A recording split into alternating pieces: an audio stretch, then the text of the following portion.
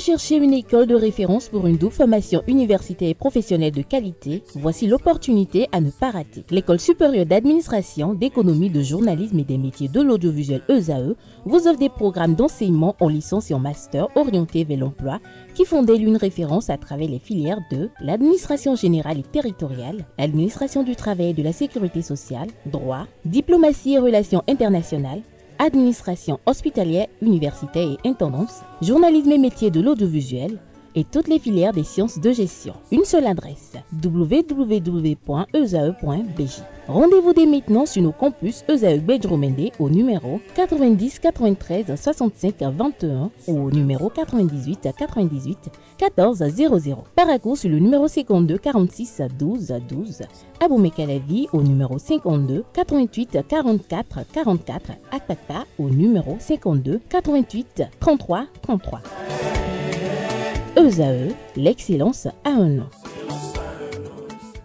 Le bulletin matinal d'information avec vous, Francis Olafarami, bonjour. Bonjour, Kaya. Bulletin matinal d'information et définition du jour, bien évidemment, avec vous ce matin. Atifa Lafa, bonjour. Bonjour, Abdelkader. Les trucs et astuces. Alors, Francis Farami, on va vous suivre religieusement pour le bulletin matinal d'information de ce mercredi. Exactement. Amis internautes, bonjour. L'examen du brevet d'études du premier cycle session de juin 2025 a démarré hier, mardi 10 juin, sur l'ensemble du territoire national. Pour cet examen, 128 893 candidats sont en liste selon les chiffres du ministère des enseignements secondaires techniques et de la formation professionnelle. Dans l'élément à suivre, nous vous emmenons sur le site de composition de Sainte-Rita pour vivre l'ambiance qui y règne. Midi passé de quelques minutes et les candidats viennent de finir les premières épreuves écrites de l'examen du brevet d'études du premier cycle BEPC. Dans le rang des candidats, c'est la confiance qui règne. On a composé la communication écrite, la lecture. Bien composé en tout cas. En général, sur la communication écrite, on nous a donné deux sujets. Celle de la lettre et du test narratif. Ils se sont bien comportés, tout s'était bien passé comme on l'avait prévu. Ils nous ont bien surveillés, tout s'était passé dans la bonne entente. Et on n'a pas pu tricher, rien de ça.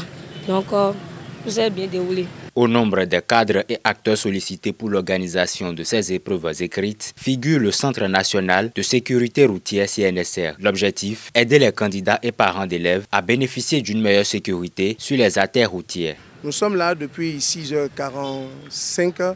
Donc les candidats sont arrivés en compagnie de leurs parents pour les déposer. Et jusque-là, tout se passe bien. Tout à l'heure, ils sont sortis à 12h30. C'est vrai que la devanture du centre a connu une forte affluence. C'est la raison pour laquelle les autres usagers de la route, à savoir les motocyclistes et les automobilistes, nous leur avons demandé de marquer l'arrêt pour faciliter la sortie aux candidats. Au plan national, 128 893 candidats sont inscrits, dont 64 209 filles, soit 49,81% des effectifs. Cotonou accueille depuis la matinée d'hier le 11e congrès de l'Union régionale des prêtres de l'Afrique de l'Ouest. La salle rouge du Palais des Congrès de Cotonou a servi de cadre pour la cérémonie d'ouverture qui a rassemblé des prêtres venus de 16 pays. Anaël Douy-Était suivait son reportage. Le Seigneur est là. Nous ne devons jamais baisser les bras. La paix est possible dans les cœurs. Fin de citation. C'est sur ces mots d'espérance et cette exhortation que je déclare officiellement ouvert le 11e congrès de l'Union régionale des prêtres de l'Afrique de l'Ouest. Ainsi s'ouvre le 11e congrès de l'Union régionale des prêtres de l'Afrique de l'Ouest. Axé sur le thème « Donnez-leur vous-même à manger », l'engagement sacerdotal au service du bien-être intégral de l'homme, ce rassemblement d'unification et de fraternité a réuni des prêtres venus de 16 pays. L'UPAO est l'Union régionale des prêtres de l'Afrique de l'Ouest. Elle a été créée en 2012. À Yamoussoukro, et elle rassemble les prêtres de 16 pays, à savoir la Côte d'Ivoire, le Bénin, le Togo, le Ghana, le Nigeria, le Libéria, la Sierra Leone, la Gambie, le Sénégal, la Guinée-Conakry, la Guinée-Bissau, le Cap-Vert, la Mauritanie, le Burkina Faso, le Mali et le Niger. Les trois principales langues de ces pays sont le français, l'anglais et le portugais. Cette union régionale, selon ses statuts, a pour objectif, entre autres, de promouvoir et de renforcer une réflexion commune sur la vie et le ministère du prêtre diocésain dans la sous-région ouest africaine. Favorisant l'incarnation du Christ dans les vies africaines, ce rendez-vous, suivi de près par le ministre d'État, secrétaire général de la présidence, représentant le chef de l'État, appelle à plus d'implication. L'engagement sacerdotal au service du bien-être intégral de l'homme en Afrique nous met sur le sentier et constitue un appel à une mission holistique où la foi se traduit en actes concrets.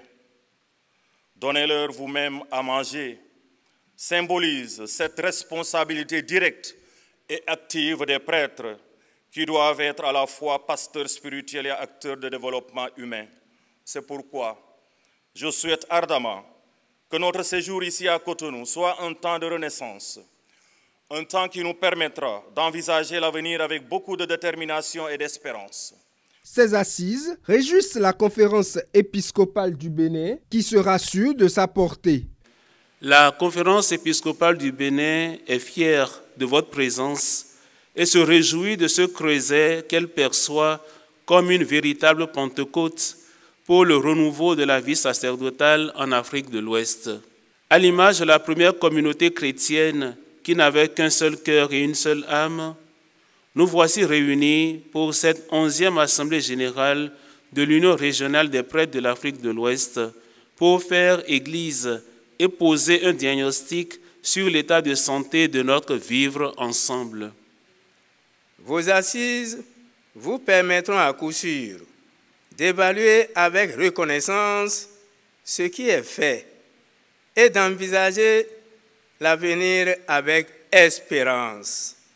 En effet, un regard rétrospectif sur les thèmes des congrès antérieurs témoigne de l'implication du prêtre dans la cité. Le Saint Concile Vatican II a valorisé cela en ces termes. Par leur vocation et leur ordination, les prêtres de la Nouvelle Alliance sont, d'une certaine manière, mis à part au sein du peuple de Dieu. Le 11e congrès de l'Union régionale des prêtres de l'Afrique de l'Ouest démarre ainsi et va durer 7 jours. Un riche programme est prévu pour les hommes de Dieu.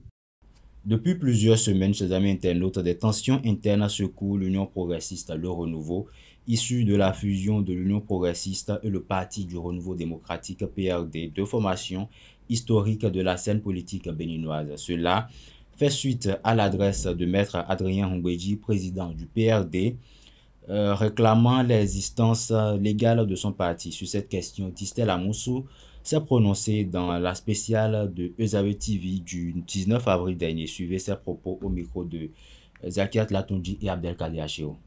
Dit la vérité sur la posture de Maître Adrien Hongweji. Il est l'otage de petits politiciens qui le manipulent. Comment ça? Voyez-vous, il y a eu dernièrement des nominations. Conseil économique et social, la HAC, des conseillers, des ministres conseillers. Et si vous regardez, point de PRD originaux. Voyez-vous, à partir de ce moment-là, un groupuscule s'est organisé pour aller prendre en otage mon cher patriarche Adrien Hongweji. C'est de cela qu'il est question. Il n'est pas autre chose. C'est votre appréciation. C'est pour cela qu'on a vu récemment. Personne n'a obligé le PRD à venir se fondre à l'Union progressiste pour devenir l'Union progressiste de renouveau. Justement, puisque vous parlez du PRD qui s'est fondu en quelque sorte à l'Union progressiste. Le PRD a été phagocyté par l'Union progressiste. Je ne parlerai pas, je ne parlerai pas c'est de cela qu'il s'agit. C'est de cela qu'il s'agit. Il y a une fusion. Je vais dans le même sens que Cadet en parlant de fusion entre le PRD et le PRD. J'ai la paternité de mes expressions. Oui, mais ça n'engage que vous. Mais permettez que nous recentrons un peu le débat de notre côté et bien entendu dans notre rôle. Vous êtes bien d'accord? Tout à fait. Alors, donc, on reste dans notre rôle pour parler de fusion, justement, entre le PRD et l'Union progressiste, le renouveau aujourd'hui.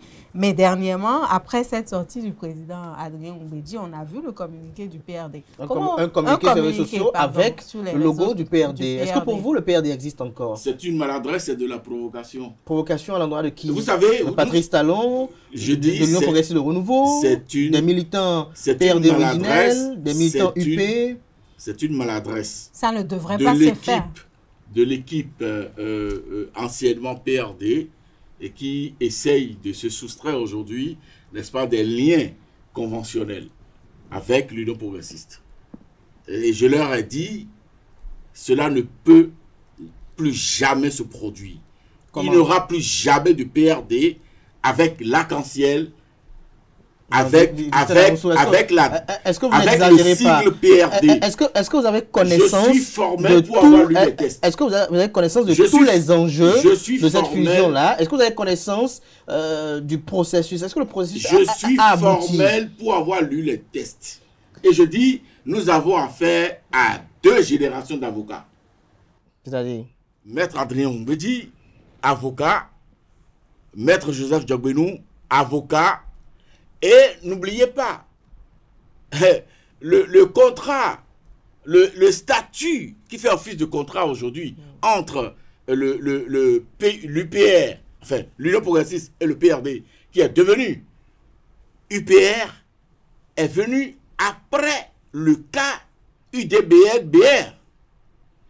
Donc, les acteurs du côté de l'Union progressiste de renouveau ont tiré conséquence des failles qu'il y avait. Mais comment à partir de ce moment-là, c'est vrai, vous dites que... À partir de ce moment-là, je vais plus loin. Je dis même le patrimoine du défunt PRD tombe dans l'escarcelle de l'Union progressiste de renouveau. Et pour finir, au Bénin, les infractions routières ont connu un nombre record en l'espace d'un mois. Au total, 5025 infractions ont été constatées sur le territoire national entre le 6 mai et le 4 juin 2025, d'après les données rendues publiques par la police républicaine le jeudi 5 juin 2025. Parmi ces accidents figure celui des conducteurs de minibus, communément appelés Tokpa, auteurs de plusieurs dérives sur lesquelles quelques citoyens se sont prononcés. Ils sont au micro de Kanté Amoussou. Des fois, ils sont pressés. Des fois, ils se droguent. Vraiment, ce secteur de bus Tokpa est un secteur vraiment poubelle. Il fut un temps où le préfet Orula a fait sortir une certaine décision criarde. Mais il faut être courageux parce que si on ne réorganise pas ce secteur aussi, vraiment, c'est du désordre total. C'est du désordre. Je ne sais pas si ceux-là ont leur permis. Beaucoup ne sont pas en règle. Si on prend ceux qui conduisent ces bus Tokpa, la plupart, 80% on dirait, ne sont pas en règle. Il suffit que l'élément A soit tenu, le volant c'est fini, on le met dedans et puis on lui donne un bus. Vraiment, il faudrait que le gouvernement aussi pense aux populations parce que la vie est très chère. Sérieusement, c'est un secteur vraiment désordonné, très désordonné. C'est d'abord un premier coup d'essai au nouveau ministre des Transports terrestres et au nouveau directeur de la sécurité routière. C'est leurs premières épreuves. Il faut que les dernières rigueurs soient imposées pour maîtriser la sécurité routière afin que ça ne se passe plus. Nous allons dire que ces 2 mois passés, le mois passé et ce mois, font déjà rage de plusieurs accidents qui ont coulé beaucoup de sang. Alors là, que le gouvernement prenne ces dispositions et réfléchisse, cherche les causes de ces accidents. Pas seulement au niveau des chauffeurs. Nous avons plusieurs choses où il faut rechercher la base de ces accidents-là. Nous sommes le Bénin quand même. Et le Bénin a une culture. Le Bénin a une culture. Il faut que nos dirigeants se cherchent, demander pourquoi tout cela se passe. Le Bénin ne mérite pas ça. Il faut déplorer ces cas d'accident qui surviennent. Je présente mes condoléances à toutes ces familles. Même si on a pris toutes les mesures, il y aura toujours d'accidents. Mais seulement, il y a d'autres accidents, c'est la faute des conducteurs. Quand il y a trop de soucis, avant qu'on ne quitte la maison, voilà, les cas d'accident là se passent. Aujourd'hui, les Béninois ont beaucoup de soucis. Celui-là a des soucis de sa famille, comment trouver de gains, de causes pour nourrir sa famille. Le voilà avec ses soucis, il est au volant, conduisant tout un monde. L'accident serait le bienvenu parfois. Tout le monde court, souci. Vu tout ça, les chauffeurs de Tokwa existaient, ça fait combien d'années?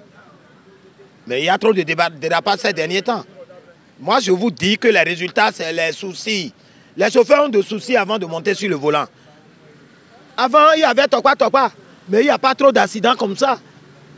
Pourquoi ces derniers temps, les Tokwa font d'accidents?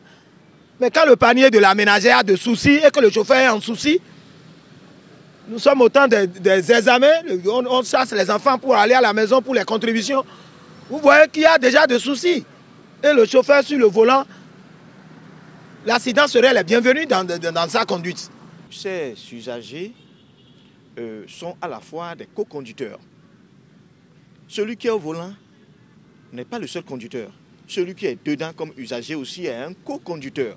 Si vous voyez certains chauffeurs a des comportements malsains, il faut en même temps parler, il faut dire non, fais pas ça. C'est notre vie qui est en danger ici. Même chose pour ceux qui prennent ZEM.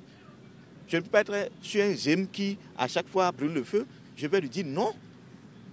Je vais lui dire non, le réprimander. J'espère que ces gens de réprimande vraiment peuvent aussi corriger un peu la situation.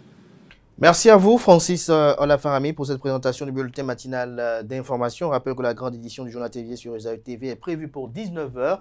Ce sera une présentation de Atifa et Tayo Olafa. Chers amis internautes, à présent, nous passons à la rubrique définition du jour dans laquelle Francis Olafarami nous définit l'expression filer à l'anglaise.